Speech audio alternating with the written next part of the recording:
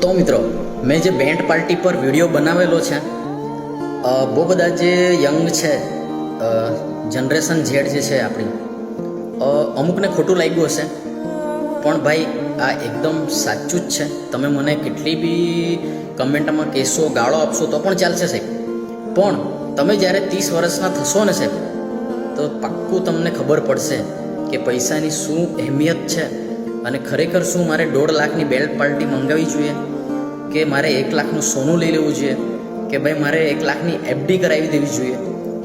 હા, જે લોકો પૈસાવાળા છે એ લોકો તો બેન્ડ પાર્ટી મંગાવે જ છે, પણ જે લોકો પાસે પૈસા નથી ભાઈ, એ લોકોને અમુક લોકો ઉશ્કેરી દે છે કે ભાઈ બેન્ડ પાર્ટી મંગાવો. ભાઈ છોકરાઓ પણ જીદ કરતા હોય છે કે ભાઈ બેન્ડ પાર્ટી મંગાવી લો, પછી દેવું થઈ જાય છે. ભાઈ આ બધું બહુ છે બધું, પણ આ તો ઠીક છે કે તમારી કમેન્ટ આવે છે, તો જે 20 વર્ષના 22 વર્ષના છોકરાઓ છે એ લોકોને હજુ નહીં ખબર પડે, પછાડીથી ખબર પડશે. અને બીજી એક વાત કે બેન્ડ પાર્ટી બંધ થઈ જશે તો મજૂર વર્ગ, કારીગર જે છે વગાડવાવાળા, એ શું કરશે? તો ભાઈ એના પર પણ હું કહી દઉં છું તમને કે આજે બહુ બધા એવા બિઝનેસ છે નાના સ્ટાર્ટ કરવા જોઈએ. ખેતી કામ છે, કોઈ પણ કંપનીમાં કામ કરો, કોઈ પણ જગ્યાએ કામ કરો, તમે 2 પૈસા મળી રહે છે. તો સાહેબ ખોટું લાગ્યું હોય તો માફ કરજો, પણ આ સત્ય છે.